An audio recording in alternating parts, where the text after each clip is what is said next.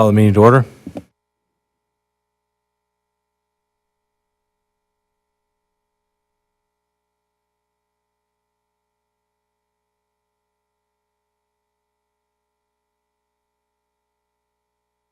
Are we properly noticed?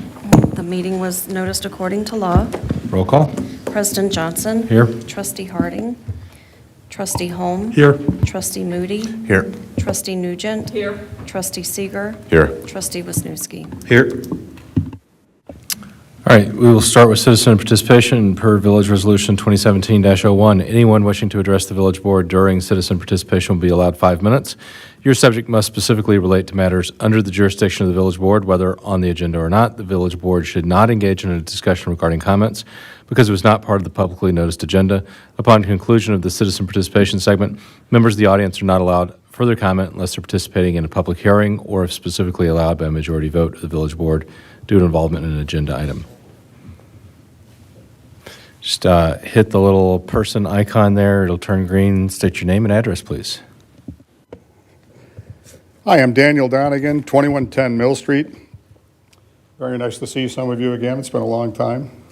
Most of you look better than I do, so congratulations on your aging. I have an issue that I think is a very simple fix, but I think it's a huge issue that needs to be corrected real quick. I got one of the wonderful property maintenance letters from an Allison Schwark, who has listed herself as the code enforcement officer from the Village of East Troy. Problem with this letter is no contact at all about any of these issues prior to getting this letter, and the letter goes to immediately to a punitive action within 30 days. That's how we're treating village residents now? That's kind of crazy. So I called, and I found out, she doesn't return her calls, by the way. There is no website. I assume she's a paid consultant for the village. I don't think she's actually on the payroll here. But I called to discuss. I got a return call from a young lady by the name of Kathy, who said that they work for a company called Municipal Code Enforcement, who the village has contracted to find these violations. She identified Allison as the owner. I would like to talk to the person who signs the letter of the complaint. That has not happened. I've made several requests that still hasn't taken place. That's not effective government. In discussing this with Kathy, her interpretations of what the letter read are totally different than what the letter reads.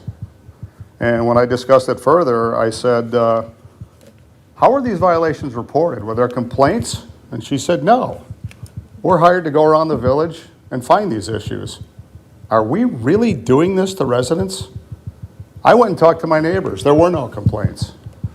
So now we have a consultant driving around the village looking for issues, making people's lives complicated. In the letter, it reads that these violations will affect property values. There are houses in my neighborhood that are in huge disrepair. I'm not one to complain. I'm pretty much a live and let live kind of person. This is clearly selective enforcement. If this person is doing their job, those people better have gotten letters also. I suppose I could do an open records request for it, but I think it's just going to verify what I already know. This is selective enforcement. Those of you who have worked with me in the past know I'm not one to run my mouth without being fully educated. I drove around the village. There are so many violations of what are cited in these letters. You are whacking a hornet's nest here. This is unenforceable. Jason has better things to do with his time than chase people on this nonsense. Very, very many businesses are not going to be allowed to operate if this stuff is enforced. And if you're going to enforce it on me, you're going to do it universally. Okay? It's just not effective government. Okay? I questioned her who took the photos. She couldn't answer that. Wouldn't answer that. And she told me that they were following directives of the board. That's you guys. So I'm here telling you this is not how people need to be treated. Simple ring on the doorbell, hey, can we take care of these issues, would have been a way more effective way to do it than to send her letter saying you're getting fined if you don't get this done. The date the photos were taken, it was below freezing. We were in the middle of the coldest winter in the history of Wisconsin. The date listed for the violation had to be complied by. It was 9 degrees outside. Really? I mean, the logic in this is just flawed. Outside property maintenance violations in January? Come on, people, we're better than this. We're much better than this. This is a simple fix. I've talked to some of you already. I will contact the rest of you. I'm very passionate about this. I was on the planning commission for years. Those of you who have worked with me, we did a lot of work. Smart growth, economic development, really good community stuff. No village resident was ever treated like this under my watch, and I'm gonna work to make sure that this gets fixed so that this is done properly. I'm willing to put the work in. I will contact each one of you. I'll discuss my issues with you. Again, this is such a simple fix, okay? But there is a huge communication breakdown. My suggestion to this board would be to contact Ms. Schwark and this municipal court enforcement and tell them this has got to stop now, okay? And we need to clarify, did you give her these directives? Because I can't get to her to find out if that's the case. If the board did give those directives, I'd like to see that in writing, because if they did that, that's a huge mistake. Okay? Again, you're opening up a can of worms here. We don't have the staff or the people or the need to do this. The purpose of code enforcement and building code is to make sure that things are universal. What goes on in one neighborhood is not the same that goes on in the other. And if the neighbors don't have an issue, why are we doing this? That's just not effective. So again, I look forward to working with you. I will be contacting each of you to discuss this. And I have some very simple solutions that I think we can fix this in a hurry. A couple of corrective actions, a much better line of communication. This goes away real fast. So look forward to talking to each of you and getting this straightened away. Thanks for your time. Thank you. Anybody else for citizen participation? Going once, going twice. All right, close citizen participation. Chief, can you hit the button? That's okay. Thank you. Of course, I say that and then my iPad locks. All right. Move on to the consent agenda. One motion and a second will approve all the following items. Any item may be pulled from the list and voted on separately. Make a motion to approve the consent agenda as presented. Second. All right, questions or discussion on the motion? All those in favor? Aye. Opposed? Motion carries. All right, on to miscellaneous business. Item 1, School Street Lift Station Improvements Bid Award, and approve the engineering contract amendment for construction-related services. Jason? Okay, so we have Katie Hassing with us tonight from Applied Tech. She's the project manager, again, from Applied Tech. She's going to give us a quick update on where things are at right now.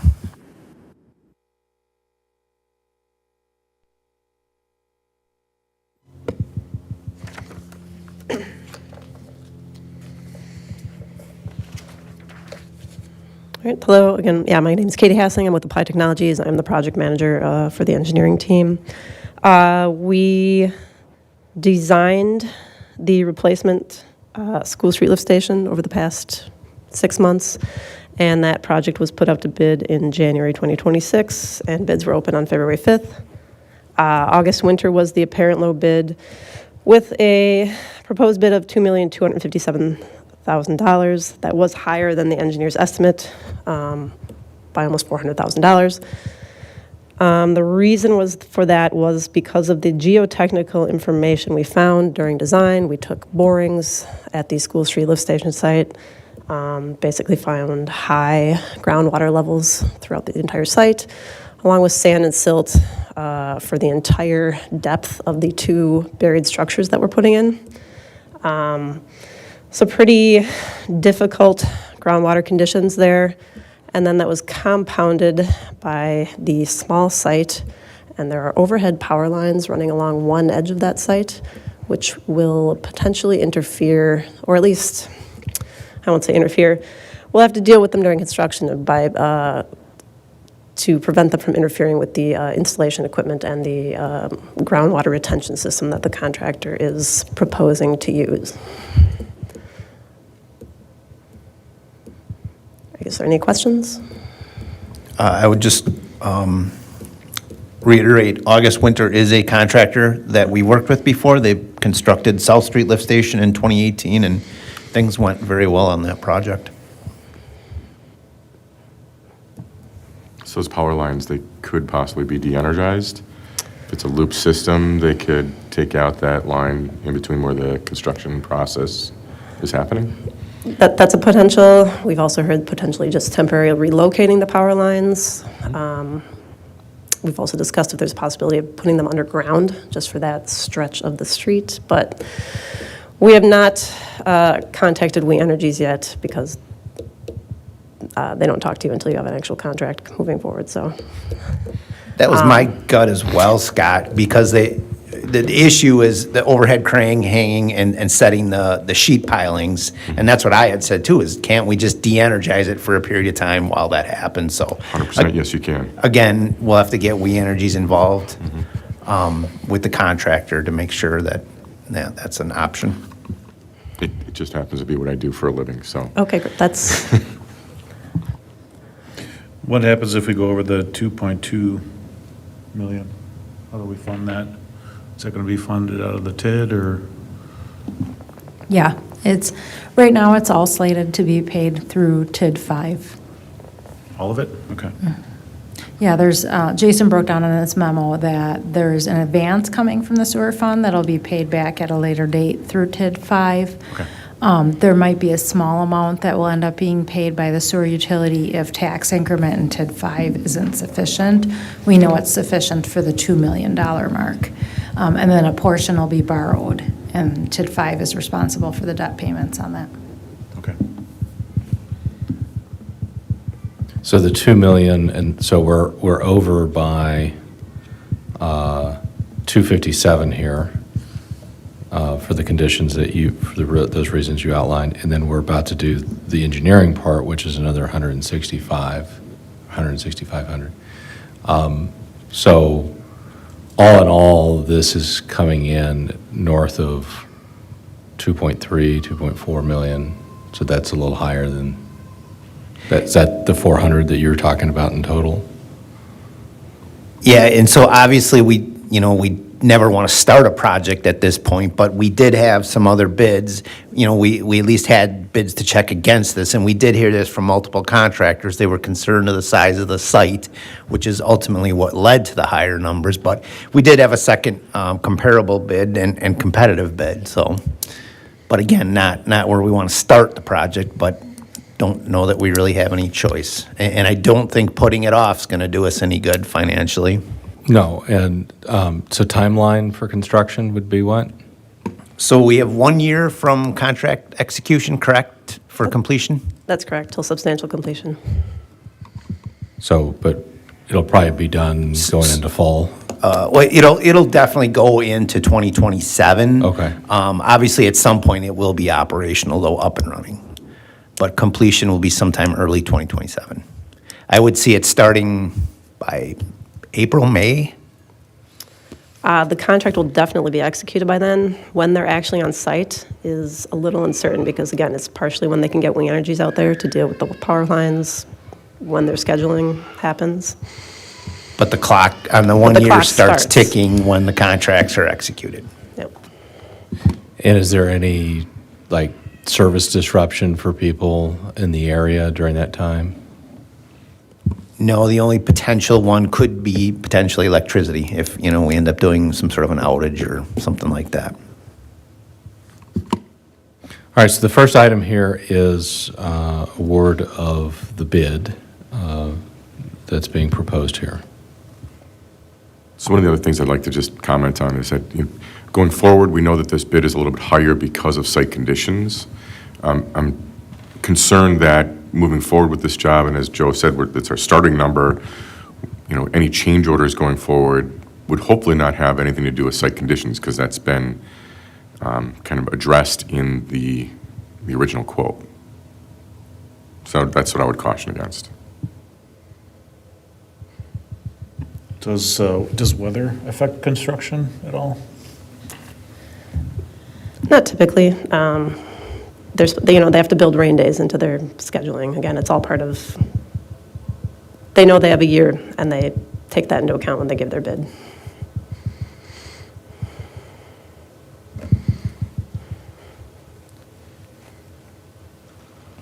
Other questions?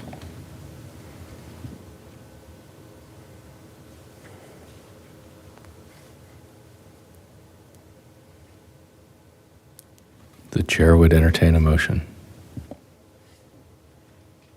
I'll make a motion to accept the bid for School Street Lift Station from, what's the name of it again? August Winter.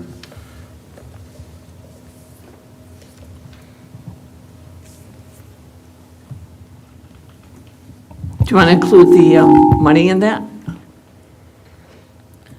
Sure. I think it's $2,257,000, something like that.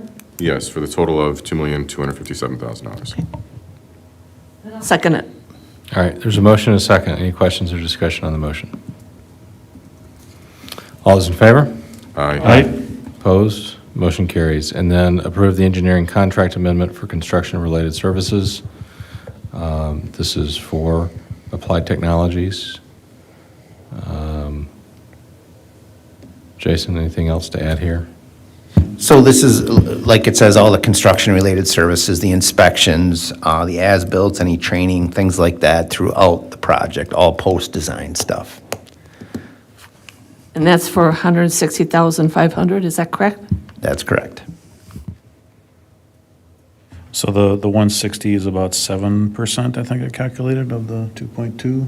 Is that pretty standard rate? That is actually, yeah, 7 to 8% for construction services is typical.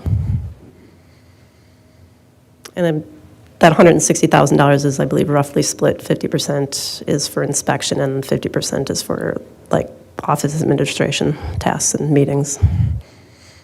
I would point out, too, that Applied Tech did the design on it, and the remaining funds in the design contract will be used to fill out the application and paperwork for the Clean Water Fund loan. Make a motion to approve Applied Technology for engineering and oversight of the project at the amount of $160,000 or $500, $160,500. Saying that right? Oh my God. Not a good day for me. I'll second it. 160,500, is that what you were trying to say? Got it. All right, there's a motion and a second. Questions or discussion? All those in favor? Aye. Opposed? Motion carries. All right, thank you. All right, item 2, Well 10 Test Bore Hole Award. No packet materials. Yeah, so this is on the agenda just in case.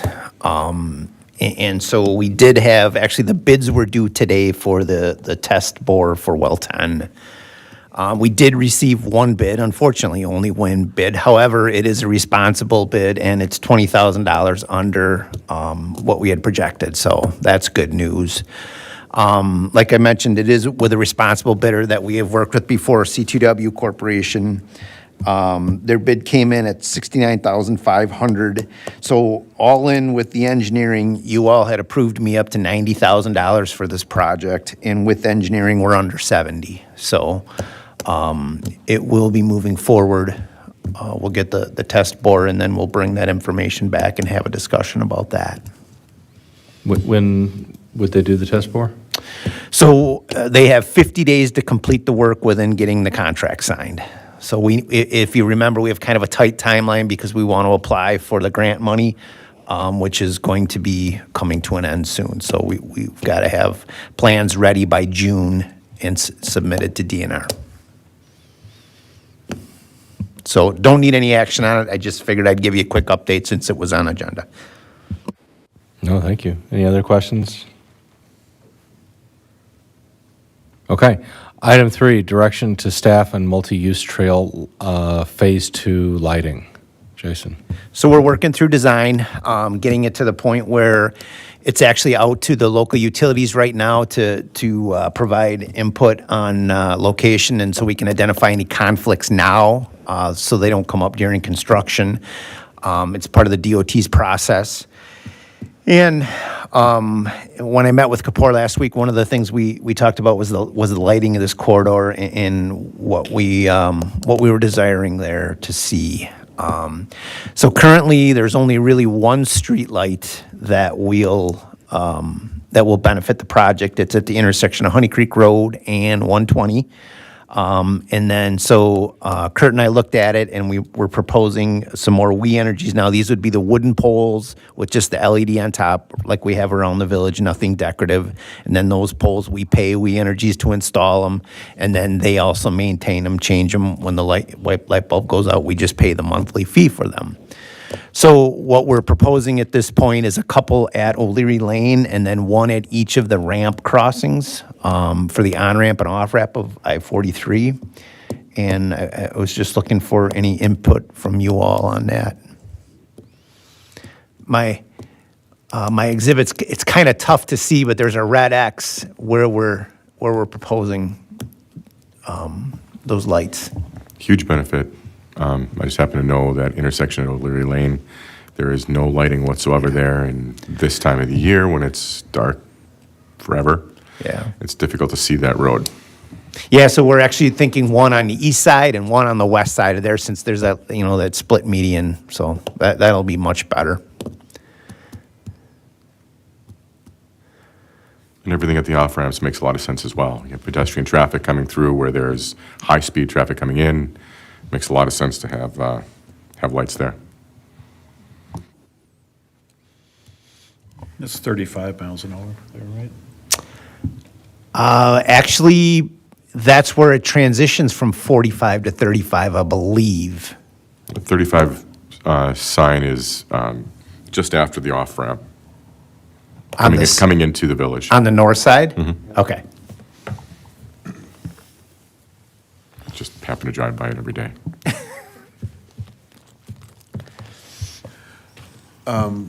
Is there a light already when you turn east to go towards Honey Creek Apartments? That's a great question. I don't think there's any street lighting on Honey Creek Road.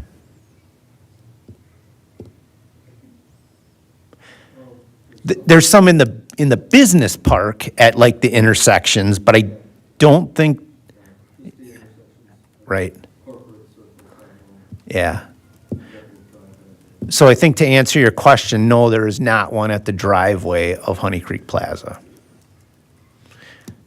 It's about $5,000 for a pole and light, again, plus monthly fees, But that's a one-time fee to have it installed, and then it's added to our, 400 or whatever streetlight poles we have. I'm just thinking about knowing children that live there, and now hopefully with this path being used more. I know a gentleman that works at the Mobile who walks back to Honey Creek as far as safety goes. But I mean, obviously these four are great and necessary. I'm just wondering if we need it or if we don't need it at that intersection. Would that cause a problem with our agreement on the right-of-way? Because the right-of-way is technically the town. I don't know the answer to that. I mean, so they gave us the okay to put the walk in there right away, so my gut would say we'd probably be okay. My only other question is, here at the intersection, the crosswalk there at O'Leary Lane, you've got the light that's on the east side further south, then is that going to be a problem? Well, and so I think that there's a really good opportunity those red X's move during design. I just really wanted to put them somewhere so you kind of got the idea. Yeah, exactly. Because we're going to have to design our own culverts and existing, utilities underground, stuff like that. Yeah, another option, you might put something in the median if the state would let us. I don't know.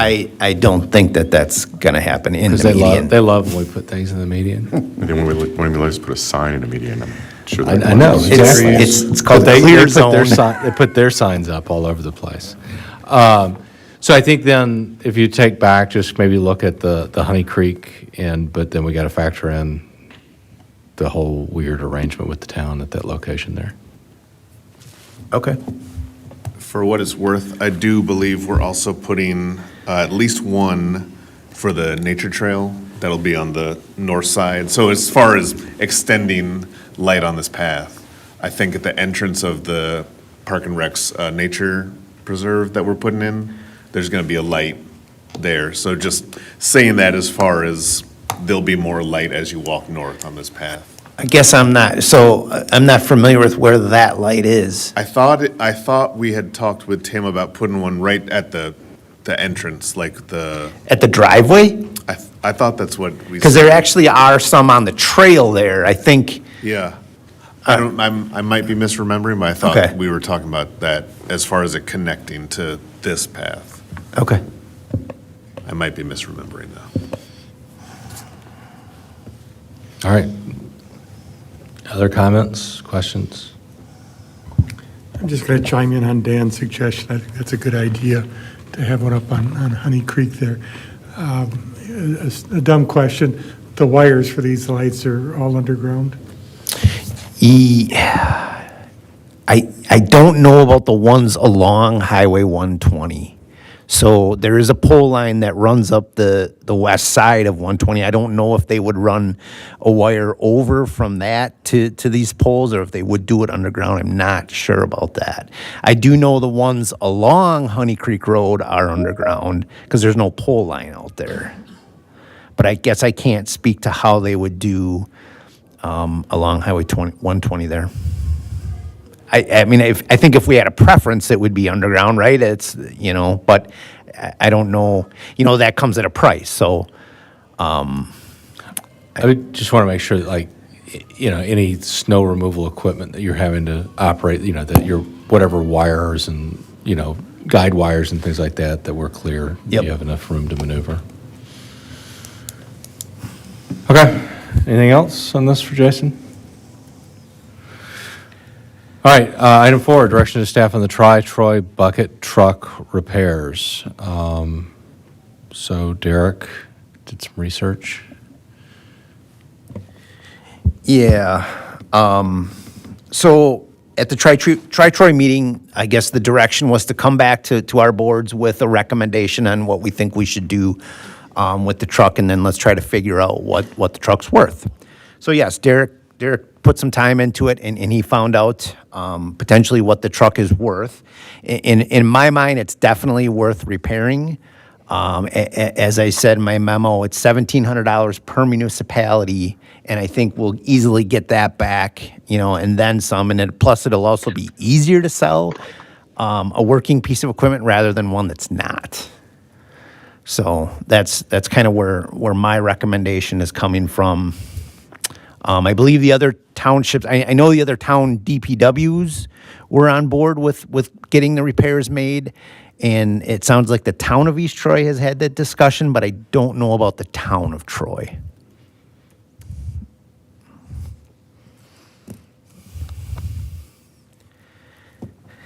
Questions? And then once I think that the truck is repaired, which is like 60 days out, there's some parts that had to be ordered.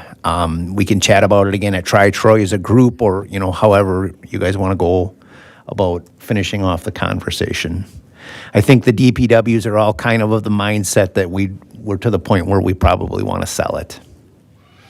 I will also share with you, I met with MP Systems last week, and they have committed to a 2-year community support project where they will take care of the holiday decorations. They will put the lighting on the tree on the square. They will take care of the snowflakes and banners in the corridors that we have those. So I met with the vice president there, Tyler, and he was very willing to give back to the community. And then we've also talked about some sort of an agreement where we could have them on like a time and materials agreement that if we have a parking lot light that goes out, they would come in and repair that for us, and just charge us for that time. So, It's great to have a business like that in our community. yeah. Yeah, they were very, very happy to do it.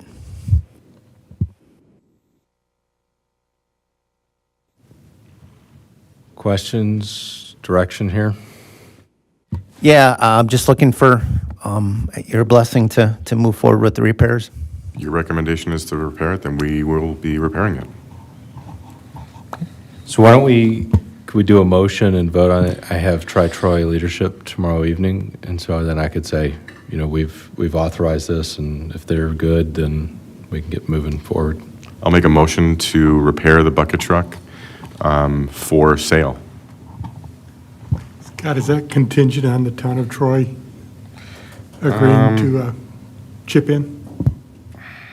I think that even if they don't, if it was just the two municipalities coming in on it, we could just take the sale dollar amount out of that, whatever profit is made out of it, to recoup those dollars. So I don't know that I'd want to make it contingent upon any other municipality. I think we want to get this thing fixed, and we want to get rid of it. It's been a great tool for us, and it was a great catalyst to get the three communities together, but it has become a bit of a money obsolete. pit for us at this point. Tran, We have a motion. Is there a second? A second. All right, there's a motion and a second. Any questions or discussion? All those in favor? Aye. Aye. Opposed? Motion carries. All right, we will revisit Resolution 2026-02 at a future meeting. There are some corrections that staff identified after publication. So staff reports, Public Works Director's fourth quarter report. Anything you or our Yeah. your esteemed colleagues here would like to? There was just a couple things. Oh, the compost site. So we have that for a year now. And I feel like that's working out really well. I don't know if any of you all received any comments back, but I've heard a lot of comments about people appreciating the ability to be able to do that on a Friday or Saturday. So I think that's working out well. I think it's worked out well between the townships. I think we're able to, work through it as far as opening it, closing it. The police department assisted us, closing it up on Saturday afternoons. That was great. Thank you. But so far, I think it's a real success. We'll see what happens in fall when we close the dump site at the treatment plant. I do think that there could potentially be some people that are not happy with that, but myself and staff, anytime we saw anybody there, we would let them know, hey, this is the last year for this. We've had that sign there with the QR code for the entire season, so hopefully the word's out. It's been out on socials. It's on the website, so hopefully people are getting the word. And then we are in bid opening season. We got a couple bid openings next week. The Corporate Circle project with the Main Street sidewalk. And then microsurfacing bid openings next week. And then shortly, we will get the Honey Creek Nature Area improvements, the trails. That will be out to bid, so we'll be talking about that at one of the upcoming meetings, hopefully awarding a bid on that one. So I will say all of our projects are seeing a lot of interest. We can see the plan holders on the bidding house sites. So hopefully that brings us back some very competitive bids. Can you just take a couple of minutes? What are I've seen some of the emails from the state. What are the main state road construction projects that are going to be here? Because a lot of times people forget, like, they're working on Highway 20. The village needs to, it's like, no, wrong government. Yep, so the big one this summer will be Highway 20 once again, right? For the last 4 construction seasons, we've had to deal with Highway 20. Now it's going to be from Town Line Road to the east to about Thomas Drive, just east of Thomas Drive, actually. Now, this is just a resurfacing project, so it's really milling out the pavements, making some minor curb repairs, repairing all those manholes that are noisy through that corridor, some minor sidewalk ramp repairs, some things like that. They're adjusting some sanitary manholes for us and water main valves, and then repaving it, restriping it, signage, things like that. So shouldn't be nearly as long of a duration as some of the previous projects, but it will still be in summer, and there will be a detour. Will that conflict with our Town Line Road work? No, because that will be in 2027. Oh, that's right, sorry. So then, what are they doing on the interstate? Because there was a public meeting. There is a surfacing project on the interstate as well. That one, I believe, is from Bowers Road to the county line. And there will be some ramp closures while they're paving, but not long-term stuff. Any other questions or comments for Jason? All right, on to annual chlorides progress report. Jason, since Tom's not able to be here. Yeah, Tom is not here this evening, so if you have any questions for me, the report's pretty standard from previous years.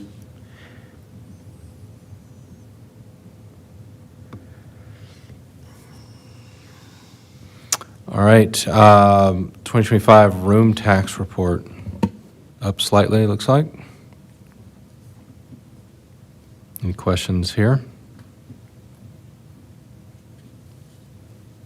Can I make a request? It's a really, really nitpicky thing. Can we reverse the years on the x-axis of that graph? I always see it, it gives me a heart attack. I noticed that too, and it bothered me as well. Yes, I will look into getting that reversed. Thank you. So I said, it's a nit. All right, January financial reports. Any questions on that? Committee reports, Airport Advisory Committee minutes from January 12th. Jim, anything you want to highlight? Or Doug, anything you want to highlight? I think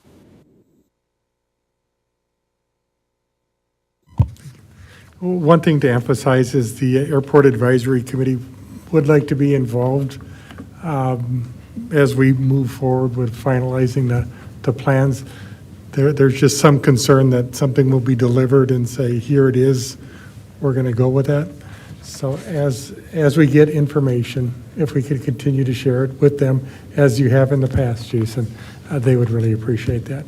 I'm asking the BOA about that on a regular basis, and that's the problems in Madison. And I assure you, yes, the advisory committee will be involved with the airport layout plan. It's just getting the BOA to get it to us. Thank you. It's a good group. They really appreciate the work that Doug has done there, and I'd like to keep those positive feelings continuing. All right, any questions for Jim?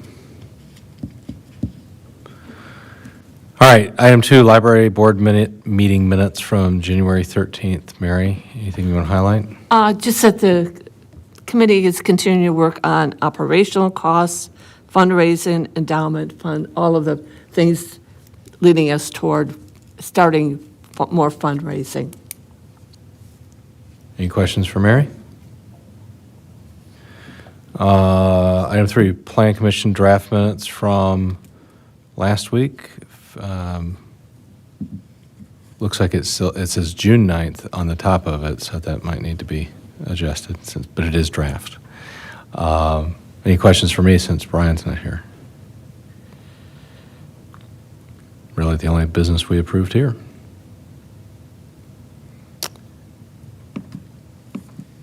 All right. Then we are going to do a closed session, so I'll move. Before we go to closed Oh, sorry. session, just want to make one comment really quick. The February 19th, we're not going to have an actual meeting for the fire district. It's going to be that county meeting, and anybody that can attend, we'd like to see as much as we can. I know Matt and Eileen cannot make it. I will be there, but if any other board members want to be involved, make sure that you're there. So I'm just letting you know that there's going to be nothing for committee reports for February. And a potential quorum notice has been posted, so board members can attend that. Thank you.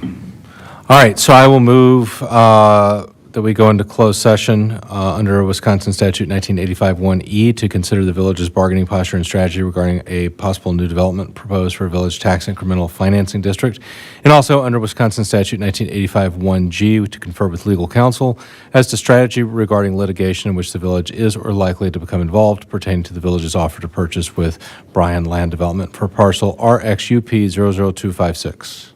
I'll second. Roll call, please. President Johnson? Yes. Trustee Harding? Trustee Holm? Yes. Trustee Moody? Yes. Trustee Nugent? Yes. Trustee Seeger? Yes. Trustee